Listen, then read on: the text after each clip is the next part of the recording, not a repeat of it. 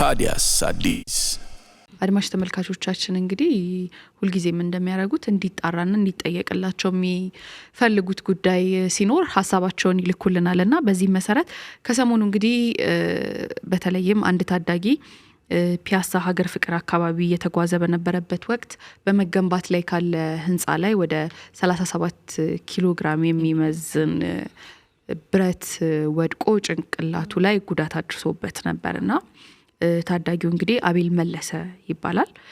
ያው እኛ እንዲህ ከምንላቸው ወላጅ አባቱ ጋር ያለበት ሁኔታ ምን ይመስላል? ህክምና ክትትል ሲያደርግ ነበር ታዳጊው። በሚገባ ያው አንድ መረጃ ከወጣ በኋላ እንግዲህ በተለያየ መልኩ የተለያየ ቅርጽ እየተሰጠው ይንሸራሸራልና ወላጅ አባቱ ጋር ደወል አድርገን ምንድነው የተከሰተው ያለበት ሁኔታ ምን ይመስላል የሚለውን እምናነሳ ይሆናል። ሄሎ አቤት። ሰላም አቶ መለሰ እንዴት ዋሉ? እግዚአብሔር ይመስገን። እንዴት ዋላችሁ? አለን ይመስገን። እኔ አፎሚያ ነኝ፣ ባልደረባዬ ያውላለች። አድማጭ ተመልካቾቻችንም በቀጥታ ስርጭት እየተከታተሉት ነው። ከሰሞኑ እንግዲህ በማህበራዊ ትስስር ገጽ ላይ የተጋራ ነውን የታዳጊ አቤል መለሰን በተመለከተ ምንድነው የተከሰተው የሚለውን እንዲያስረዱን ነበረ። እሺ፣ በቅድሚያ አመሰግናለሁ ስለሰጣችሁኝ እድል። እሺ፣ እንግዲህ የሆነው ምንድነው ታህሳስ 20 ቀን 2018 ዓመተ ምህረት ሰኞ ዕለት ያው የዕለቱን ትምህርት ተምሮ ወደ ቤት ለመመለስ ትራንስፖርት ለመሳፈር ላይ እያለ ነው አደጋው የተከሰተው። በወቅቱ ያው አንድ ጓደኛው አብሮት ነበረ። በጓደኛው ስልክ ተደወለልኝ፣ እኔ ማለት ነው። ተደወለልኝና የአቤል አባት ነህ? አዎ። አቤል እንደዚህ ጭንቅላቱ ላይ አደጋ ደርሶበት ከፎቅ ላይ የሆነ ነገር ወድቆበት ተጎድቷል እና በጣም ነበር የደነገጥኩት በወቅቱ ማለት ነው። ወዲያው ትምህርት ቤታቸው ኤስኤስሲ ይባላል። በኮተሜ የትምህርት ዩኒቨርሲቲ የቀዳማዊ ምኒልክ የሳይንስ ሼርድ ካምፓስ ይባላል። 4 ኪሎ አራዳ ክፍለ ከተማ ፊት ለፊት ነው እና የመሰለኝ G+4 አይነት ነው እሱና ኮንዶሚኒየም የሚመስል ትምህርት ቤት ማለት ነው። ከዛ ላይ ነው የመሰለኝ እና ከስንተኛ ላይ ነው ምንድነው? አይ ብረት ነው በቃ እርሶ ቅርብ ከሆኑ ቢመጡ ወደ ሆስፒታል እንደዚህ አቤት ሆስፒታል ነው። ምንድነው እኔ ጭንቅላት ውስጥ ያለው ከትምህርት ቤት የሆነ ተማሪዎች ሲንቀሳቀሱ የወንበር ብረት ወይ ምናምን ነው እንጂ እንደዚህ በፍጹም አላሰብኩም። ማለት እግረኛ መንገድ ላይ እየሄደ ከሚገነባ በመገንባት ካለ ህንጻ ላይ በፍጹም ወደ አይምሮዬ አልመጣም። እንዳጋጣሚ ያው አደጋው የተከሰተው እሳት አደጋ ሳይደርስ ሀገር ፍቅር ቲያትር ፊት ለፊት ነው ኮንስትራክሽኑ ያለው ማለት ነው። እና ከየኔ ቢሮ ደግሞ ሰባራ ባቡር ነው። አሁን አባት ኮመርሻል ሴንተር የሚባል እኔ አካውንታንት ነኝ ስራዬ በግሌ። ወደ ዮሐንስ አካባቢ ማለት ነው። ወደ ዮሐንስ ነው ሄጃል እና እነሱ ወደ አደጋው የወሰዱት ወደ አቤት ሆስፒታል ነው። አቤትም ያው ዮሐንስ ወደ 4 መንታ መንገድ ነው። ከኔ ቢሮም ቅርብ ነው። ወዲያው በጀርባው በጣሊያን ሰፈር በጀርባ አልኩና ደረስኩ እኔም እዛው ማለት ነው። እንግዲህ የሆነው አደጋው ወደ 9 ሰዓት አካባቢ ነው የሚለኝ ጓደኛው። አሁን እኔ ጋር የደወለው 9 አካባቢ ነው። 9 ተኩል ሲል በቃ እዛ ደረስኩ እኔ ማለት ነው። አቤት ሆስፒታል ስደርስ ያው ዩኒፎርሙን ወልቆ ደብተር መያዣውን ቦርሳውን በደረቱ ታቅፏል። አንደኛው ጓደኛው ለሁለት ነው አብሮ ሲሄዱ የነበረው። በቃ ጫማውን ቦርሳውን ሳቃውን እሱ ይዟል። ልጄ ደግሞ በድንገተኛ አልጋ ላይ ያው ሐኪሞች የሚያለብሱትን ልብስ ለብሶ ራሱን ስቶ በትውከት እየተጣደፈ ያው በዚህ ድንገተኛ የጭንቅላት ኢንጁሪ ሲመጣ እንደዚህ ቮሚት በጣም አንዱ ምልክት ነው ይላሉ የዘርፉ ሐኪሞች። ትራውማታይዝድ ብሬን ኢንጁሪ ነው የሚሉት እና TBI እንደዚህ አንድ ምልክቱ ነው። ራሱን አያውቅም፣ በጣም በተደጋጋሚ ያስታውቃል። ከዛ ኦክሲጅን የለም፣ ኦክሲጅንም የለውም። ለኦክሲጅን ደግሞ አፉ ላይ ይገጥሙለታል። እሱ ደግሞ የሚገጥሙለት መልሶ ትውከቱ ደግሞ ወደ ውስጥ ይገባል። ምንም በቃ እነሱ በፍጥነት የተቻላቸውን በሙሉ እያደረጉ ወደ ሲቲ ስካን እና ወደ ራጅ ወሰዱት። ሲቲ ስካን ራጅ ተነሳ። ሲያዩ በቃ ከባድ የሆነ ሁኔታ ነው። ይሄ አደጋ በተከሰተ በ5 ሰዓት ውስጥ ውጤታማ የሆነ ቀዶ ጥገና ካልተደረገለት ህይወቱ አደጋ ላይ ነው። እዚህ ደግሞ እንዳናደርግ የመተንፈሻ ማሽን የቬንቲሌተር የለንም፣ ያሉት በውስን ስለሆኑ በሰዎች ተይዘዋል። ሪፈር መሆን ይችላል አሉ። በቃ ከዛ በኋላ አምቡላንስ ወደ ማፈላለግ ህይወት ወደ ማዳን ወደ የተሻለ ሆስፒታል ወደሚለው አይቀን በዚህ ያሉ በሙያ ያሉ ሰዎችም ነበሩ ማቃቸው ነው ደዋወልኩና እዚህ ምን ይሻላል በሚል ተናለን አምቡላንስ ወደ ማፈላለግ ሄድን ማለት ነው። በቃ አምቡላንስ እናፈላለግ በሂደት 12 ሰዓት ተኩል ላይ ላንሴት ሆስፒታል ደረስን ማለት ነው። ሲዲውን ይዘን የእነዚህ ምርመራ ውጤቶቹ የሲቲ ስካን የራጅ እነሱን ይዘን ሄድን። በእለቱ በነበረው ዶክተር ያው አየሱን ውጤቶቹ ካየ በኋላ በቀጥታ ጊዜ አላጠፋም። ያው ውጤታማ የሚሆነው ቀዶ ጥገናው የተቀመጠለት የሰዓት ገደብ አለ። በቃ ካየው በኋላ እሱም እግዚአብሔር ይስጠው በጣም ነው የማመሰግነው የሕክምና ባለሙያውን። በዚህ አጋጣሚ በቃ አደገኛ ነገር ነው የተከሰተው፣ ለህይወቱ ስጋት የሚሆን ነገር ነው የተከሰተው። በጸሎት ጸልዩ፣ እኛም የተቻለን ርብርብ እናደርጋለን፣ ጉዳዩ ግን ትንሽ ከበድ ያለ ነው የሚል አለ። 4 ሰዓት የፈጀ ቀዶ ጥገና ተካሄደ ማለት ነው። ከዛ በኋላ ወጣ። እዛው እንደወጣን አደርን። በዚህ ሂደት ላይ እንግዲህ እያለ ያው በነገታውን በሁለተኛው ቀን ያው የሕክምና ክትሎች እነሱ ያደረጉለታል። አይሲዩ ነው የገባው ጽኑ ህሙማን ክፍል ማለት ነው። ከዛ በ15ኛው ቀን እንደገና ሁለተኛ ቀዶ ጥገና ያው ዋና ዋና ነገሮችን እየነገርኩሽ ስለሆነ ነው። የሁለተኛ ቀዶ ጥገና ተደረገለት 7 ሰዓት የፈጀ። ያኔም ያው ከባድ ነበረ፣ በጣም ከባድ ነበር። እስቲል እንደገና ወደ አይሲዩ ተመለሰ። አሁንም በቃ ተስፋችሁ በእግዚአብሔር ነው። በመሀል የራስ ቅሉ ከላይ የወደቀበት ከ13ኛ ነው ተወርውሮ የመጣው። ይሄ ፕላይውድ የሚባለው 37.5 ኪሎ ግራም ነው የሚመዝነው እቃው ቁሱ ማለት ነው። እሱን ያረፈበትና አጥንቱን ሰብሮታል፣ የራስ ቅሉን ማለት ነው። እዚህ እሱ የተወሰነ በመጀመሪያው የቀዶ ጥገና ወቅት ወጥቷል። ከዛ በኋላ ህይወቱን ወደ ማትረፍ ላይ ነው ርብርብ የነበረው። መልሶ መተካትም አልተቻለም። የመጀመሪያው ስራ ያው ህይወቱን መተካት የማዳን ማትረፍ ላይ ነው። 15ኛው ቀን ሁለተኛው ሰርጀሪ ተደረገ። ከዛ ደግሞ መጋቢት 5 ቀን እንደዚሁ ሃይድሮሴፋለስ የሚባል ፍሉድ ጭንቅላቱ ላይ በጣም በብዛት በመከሰቱ ምክንያት እንደዚህ 1 ሰዓት የፈጀ ድሬኔጅ ሚኒ ሰርጀሪ አይነት ነገር 3ኛ ማለት ነው ተሰርቶለታል። እንግዲህ ይሄ ሁሉ ሲሆን መጀመሪያ ወደ ሐኪም ቤት የሳይቱ ማናጀር ነው ወደ አቤት እንዳጋጣሚ ይዛው ነበር። የሳይቱ ማናጀር ወሰደው። ያው ምንም ስደርስ ማንነታችንን ሳንጠያየቅ ርብርባችን በሙሉ ህይወት ማትረፍ ላይ ነው። ከዛ በኋላ ወደ ላንሴት መሄድ ሕክምናውን እየተከታተለ 1-3 ሳምንት ሲሆነው ወደ ጥቁር አንበሳ መሄድ አለበት የሚል ሀሳብ አመጡ። ከዛ ቢያንስ ከአይሲዩ ይውጣ እያለ አስረዷቸው እዛ ያሉት ኢንተርኒስቶች የውስጥ ደዌ ስፔሻሊስቶቹ። ቢያንስ ከአይሲዩ ይውጣ። አንድ ሰው ደግሞ ከአይሲዩ ለመውጣት ከቬንቲሌተር ውጭ መሆን አለበት። አክታውን መዋጥ፣ መስመራት፣ መጥፋት እነዚህ የመሳሰሉ ምክንያቱም መተንፈስ አይችልም። በማሽን ነው የተነፈሰው በአፍ ውስጥ ገብቶ ማለት ነው ቱቦ። እሱ ራሱ ደግሞ ኢንፌክሽን ይፈጥራል ተብሎ ደግሞ ዝቅ ብሎ አንገቱ ስር ደግሞ የትራቻ ቲዩብ የሚባል እዛች ጋም ደግሞ ተቀዶ ሌላ ደግሞ እንደዚህ ብዙ ሂደት ነው ውጣ ውረድ መከራ ያለፈው ማለት ነው። እዛ በኋላ ያው ከ3ኛው ከሚኒ ሰርጀሪው መሀል ላይ ደግሞ ምን መጣበት የከፍተኛ ሆነ የሳምባ ኢንፌክሽን። አደጋው በደረሰበት ሰዓት ቮሚት ሲያደርግ ተመልሶ ገብቷል ነው የሚሉት ወደ ሳምባው። ኒክሮታይዚንግ ኒሞኒያ የሚባል አደገኛ የሆነ ማለት ነው። እና ማሽኑ የመተንፈሻ ማሽኑ 100% ሆኖ የእሱ የመተንፈስ ኦክሲጅኑ 60 ነበረ። በመጨረሻ በማሽኑ መጨረሻ ተጠቅመው ማለት ነው። እና በዚህ ሁኔታ አይወጣም። ሳምባ ውስጥም ራሱ የቋጠረ ደም ይታየናል።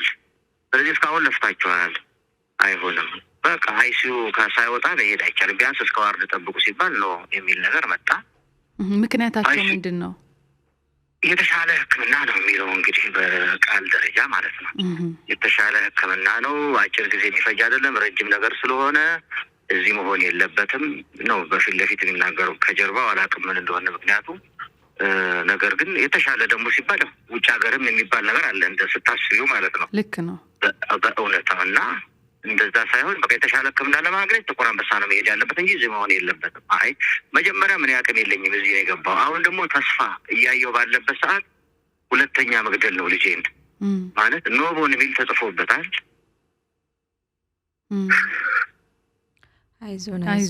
አይዞኝ እና ብሬኑ እንቀሳቀሳ የሚከላከልለት ነገር የለም። ለሲቲ እስካን ራሱ ከአይሲዩ ሩም ወደ ሲቲ ሲሄድ በጣም ነው ነፍሳችን የምትወጣው። እኔም እናቱም ማለት ነው።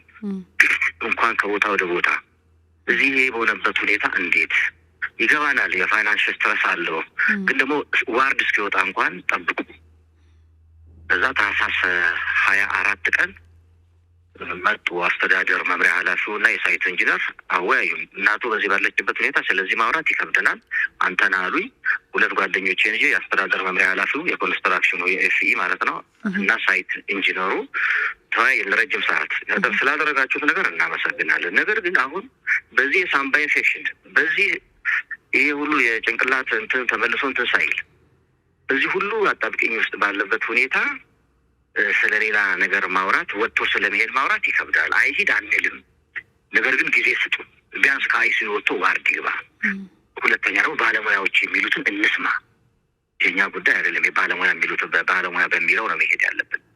አይ ጥሩ በቃ እንደውም ጥሩ ወላጆች ናችሁ፣ ነገሮችን ትረዳላችሁ፣ ለአለቆቻችን ይሄንን እናስረዳለን። አይሂድ ሳይሆን ያላችሁት ትንሽ ጊዜ ስጡን። እዛም ሄዶ ደግሞ አዲስ ኢንፌክሽን ዴቨሎፕ እንዳያደርግ አዲስ ኤሪያ ላይ ሄዶ አላችሁ። እሺ ብለን ተስማማን። በነገታው ጠኙ ሰዓት ጥቁር አንበሳና በሚል ተደወለልኝ። መኪና ልክላለሁ። ለምን እንዴ? ትላንትና እኮ እንደዚህ የተባባል ነው። አይ በቃ እንደዚህ ነው ተዘጋጅቷል፣ ቦታ ተገኝቷል እንድትመጣ የሚል ነገር መጣ። አይ እኔ እዚህ የሚጠብቅ ሰው የለም፣ ሌሎችም ልጆች አሉብኝ። አንዳችን ቤት አንዳችን እዚህ ነው የምንሆነው። ስለዚህ ገና ከአይሲዩ ያልወጣም፣ ስለዚህ የትም መሄድ አልችልም። የተነጋገርነውም ደግሞ እንደዚህ አይደለም። ከዛ በኋላ ጥር 25 ሰኞ እንደዚህ አለው። ደብዳቤ ደግሞ መጣ እንደገና ማስፈራሪያና ማደናገሪያ የሕክምና ሂደቱን ስለማደናቀፍ የሚል ደብዳቤ መጣ ማለት ነው። በዚህ የምትቀጥሉ ከሆነ ሕክምና ወጪውን የማንሸፍን መሆኑ የሚል ነው። ምርጫ የለንም፣ ግን ደግሞ መለመን አለብን። በምናውቀው ሰውም በትላልቅ ሰዎችም እነሱንም በሚያውቋቸው ሰዎች አለቆቹን ማለት ነው። ለምን እኛ ለምንንም ቢሆን ልጁ መትረፍ አለበት። ሕክምና ወጪው ከተቋረጠ የግል ተቋም ነው። እዛ ጋር ካልከፈልን አገልግሎት ማግኘት ስለማንችል ሮብ ዕለት ወደ ዋና ሄድ ኦፊሳቸው ሄድንና ምክትል ስራ አስኪያጁን በአካል አነጋገርናቸው። አይ እኛ እናንተን ለመርዳት ነው የተሻለ ሕክምና የተሻለ ማቴሪያል ያለው እዛ ነው። ስለዚህ እንደዚህ ማድረግ የለባት ኖ በቃ እኛ እኮ አይሁን አላልንም፣ ግን አሁን ያለበት ሁኔታ ለዚህ አይደለም። በቃ ህይወቱ አደጋ ላይ ነው ያለው። ተረዱ። እስካሁን ስላደረጋችሁት ነገር እናመሰግናለን። ይሄ ነገር አደጋ ነው፣ ለእናንተም አደጋ ነው፣ ለእኛም አደጋ ነው። የእኛ የህይወት ነው፣ እናንተ ደግሞ ፋይናንሻል ነው፣ ይገባናል። ግን ደግሞ ተረዱን፣ ትንሽ ጊዜ ስጡን። እስካሁን ያደረጋችሁት ነገር ጥሩ ነው፣ ነገር ግን ተረዱን። እሺ በቃ እንደዚህ ካላችሁ ተባብለን ሄድን ማለት ነው። እንግዲህ ይሄ ጥር መጨረሻ አካባቢ ነው የሆነ። ጥር 26 ደብዳቤ መጥቶ ነበር። በቃ እሺ ደብዳቤው ይቅር፣ እንደዚህ ካላችሁ ትንሽ ጊዜ እንስጣቸው የሚል ነገር መጣ። ከዛ በኋላ ሐኪም ባለሙያዎች በሚሉት እንስማማ እየተባለ እነሱም የተከተሉ የዕለት ተዕለት ቢል እየወሰዱ ያው እየተከፈለ ከስር ነገሩ መጓዝ ጀመረ። የካቲት 17 ቀን ከአይሲዩ ወደ ዋርድ ወጣ። ወደ ዋርድም ሲወጣ ይተውታል። ከዛም ሕክምናው ቀጠለ ማለት ነው። መጋቢት 5 ቀን ያው ውጡ ሲባል የካቲት መጨረሻ አካባቢ መውጣት ይችላል ተባለ። ከዛ በኋላ እነሱ ደግሞ የሚከፍሉት ነገር አጡ። ያው ካሽ ያጥራል አንዳንዴ የፈለገ ስራ ላይ ቢሆን ማለት ነው። ታገሱን፣ የካሽ እጥረት አለብን እንጂ አንከፍልም አላልንም። ታገሱን፣ እዛ ይቆያሉ። 10 ቀን ቆየ። ከየካቲት መጨረሻዎቹ አጋማሽ እስከ መጋቢት 5 ማለት ነው። መጋቢት 5 ግማሽ በካሽ ግማሽ በቼክ ይዘው መጡ። ልክ ልናወጣው ስንል ኬት መጣ ሳይባል ሲጀር መጣ። በጣም መንቀጥቀጥ ማለት ነው። መንቀጥቀጥ መጣ። ያ ፍሉድ መጣ። በጣም አደገኛ ሁኔታ ውስጥ ሆነ። አይ በዚህ ሁኔታማ ከሄደ ለህይወቱ ማስጊ ነው በሚል መጋቢት 5 ቅዳሜ ነበረ። እሑድ ቀን ዶክተሮቹ ያለ ስራ ጊዜያቸው ገብተው ያቺ ሚኒጅ ሰርጀሪ ተሰራች ማለት ነው። መጋቢት 6 የድሬኔጁ 1 ሰዓት የፈጀው ፍሉዱ በባግ እንዲወጣ ማለት ነው ወደ ውጭ። 4ኛ ሰርጀሪ ማለት ነው።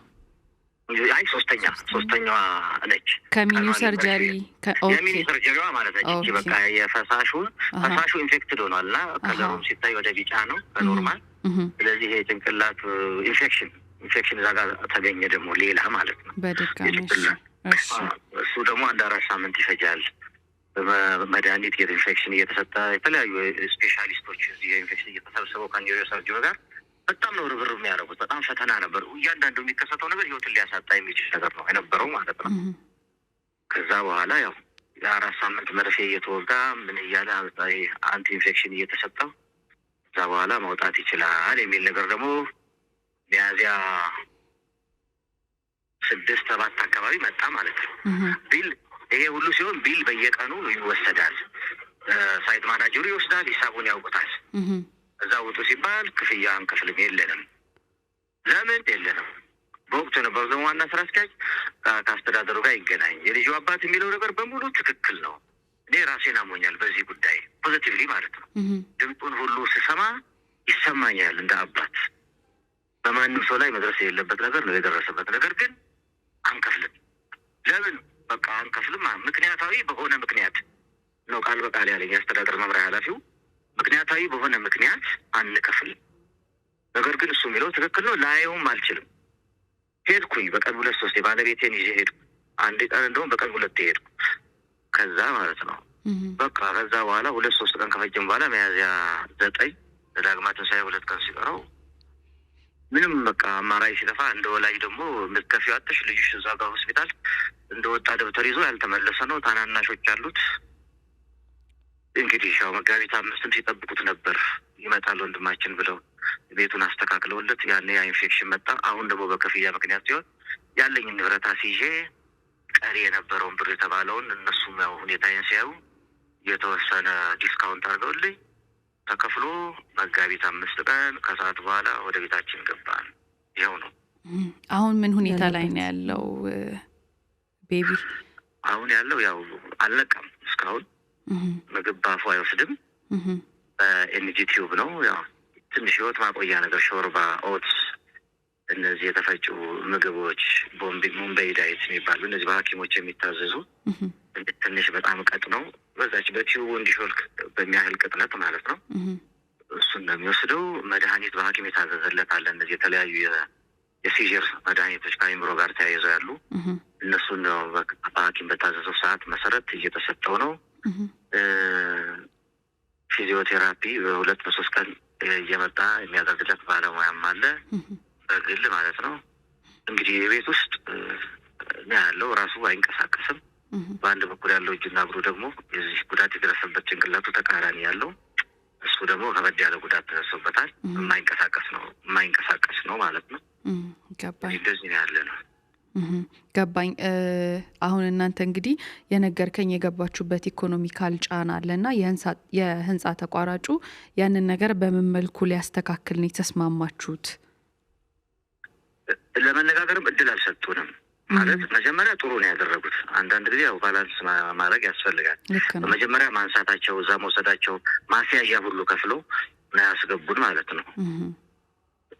ከዛ በኋላ ግን እንደዚህ ነው የሚል ምክንያት የለም። አንዳንድ ጊዜ የሞራል ጉዳይም አለ እኮ። ማዘን አንድ ነገር ሆኖ ለማግኘት ፈቃደኛ አይደለሁም። ለማነጋገር አምንበታለሁ፣ ግን ደግሞ ላገኘውና ላየው ፈቃደኛ አይደለሁም። በምክንያታዊነት ምክንያት አንከፍልም። 2-3 የሴክሬታሪዎቹም አናስገባም ብሎኛል። እንግዲህ ዘልዬ አልገባ ጥሼ ስንመጣ ወጥተዋል። ስብሰባ ነበሩና በእርግጥ በአካል እያሉ እዛ አልደረስንም። በአይን አላየንም። አንዴ ብቻ ነው ያው ታህሳስ 25 ቀን ከዛ ከደብዳቤው በኋላ ሄደን ያናገርነው ምክትሉን ማለት ነው። በአካል ያገኘነው ምክትሉ ዋናውን አላገኘናቸውም። በስልክ ግን በዋትሳፕ፣ በቮይስ ሜሴጅ፣ በቴሌግራም አሁን ያለው ነገር በሙሉ እለት በእለት እልክላቸው ነበረ ማለት ነው። መማጠን ጭምር እያለቀስኩ ማለት ነው። ምክንያቱም እኔ ሌላ ዓላማ የለኝም። እኔ ልጄን ማሳከም ነው። 18 ዓመት አንድ ወላጅ እንዴት አድርገን እንደምናሳድግ እናውቀዋለን። ያንዳንዱ ኢትዮጵያዊ ማለት ነው። ልጁን ከራሱ በላይ አድርጎ እኔ የኖርኩትን ኑሮ እንዳይኖር ብሎ ነው የሚያሳድገው። ስለዚህ የለብኝም ቢሆን ዓላማዬን ካሳካው አልቅሼም ቢሆን ችግር የለብኝም በሚል እኔ ወደ ህግም ወደ ሌላም ነገር አልሄድኩም። ዓላማዬ ልጄን አንድና አንድ ማትረፍ። እግዚአብሔር የመዳን እድል ከሰጠው በእኔ መዘናጋትና በሰዎች ቅንነት መጓደል ምክንያት ህይወቱ እንዳያልፍ በኩልም በሙሉ ሁሉም ነገር ቧጥጫለሁ ማለት ነው። ለምኛችኋለሁ፣ ጽፌላችኋለሁ፣ እያለቀስኩ ቮይስ ልኬላችኋለሁ። ምንም ማለት ግራን የገባኝ መጀመሪያ ለምን እንደሆነ ያው የሚገባ ነገር ያው ኮንፍሊክት ኦፍ ኢንትረስት ነው። እኛ ህይወት ማዳን፣ እነሱ ደግሞ ገንዘብ ሴቭ ማድረግ ነው ሌላ ነገር። ግን ይህም ቢሆን ህግና ስርዓት ባለው መልኩ መሆን ነበረበት አወጣጡ ማለት ነው። በዛ በኩል ያለው ነገር ምንድን ነው የሚለውን እኛ ለማጣራት እንሞክራለን። እናንተ ግን የኢትዮጵያ ህዝብ ብሎ አድማጮቻችን በምን መልኩ ከጎናችሁ እንዲቆሙ ትፈልጋላችሁ? ለተለያዩ ደግሞ እገዛዎች የስልካችሁንና አካውንታችሁንም በዛው ንገረን። እሺ፣ ያው እኛ እንግዲህ ያው ሰሞኑን እንዳየሽው ዓላማችን ሕክምና እንዲያገኝ ነው። ተጨማሪ ሕክምና አግኝቶ በሀገር ውስጥም ይሁን በውጭ ባሉት አማራጮች የተሻለ ሕክምና አግኝቶ እንደ ጓደኞቹ ቆሞ እንዲሄድ ለዘመናት የለፋበትን ህልሙን እውን እንዲያደርግ ነው የምንፈልገው። ሌላ ፍላጎት የለንም። በዛ ምክንያት በማህበራዊ ሚዲያ በተለያዩ ማህበራዊ ሚዲያዎች የለቀቅናቸው አሉ። እዛ የተላከው ታለማሁ አስፋው ወልደመድህን የሚል ወላጅ እናቱ ነች። እዛ ጋር የተጻፈው አሁን በቃሪ ስላልሸመደድኩት ነው። አካውንቱ እሱ ያው ትክክል ነው። አሁን ላንቺም ደግሞ የጽሁፍ ቴክስት ይሄ ካለቀ በኋላ ማድረግ እንችላለሁ። ስልክ ቁጥራችን 0911 አሁን እየተነጋገርንበት ያለው ማለት ነው 0911 39 80 24 የኔ ነው። እሺ እንደገና ያስተው የእናቱ 0931 53 44 51 እሺ አካውንት ቁጥር 1034 88 65 38 የእናንተ ነው አይደለ? አዎ ታለማው አስፋው ወልደመድህን የሚል ነው። እሺ መልካም እንግዲህ አቶ መለሰ ለጊዜው ታመሰግናለሁ። ታዲያስ አዲስ እንግዲህ ለታዳጊ አቤል ያው በፍጹም ጤንነት ላይ የሚሸጋገርበት እንዲሆን እንመኛለን። ከዚህ ጋር ተያይዞ ህጉስ ምን ይላል የሚለውንና በዛስ በኩል ደግሞ ያለው ነገር ምንድነው የሚለውን ለማጣራትና ወደ እርሱ ለመመለስ እንሞክራለን። እናመሰግናለን። እኔም በጣም አመሰግናለሁ። እግዚአብሔር ያክብርልኝ። እሺ ታዲያስ አዲስ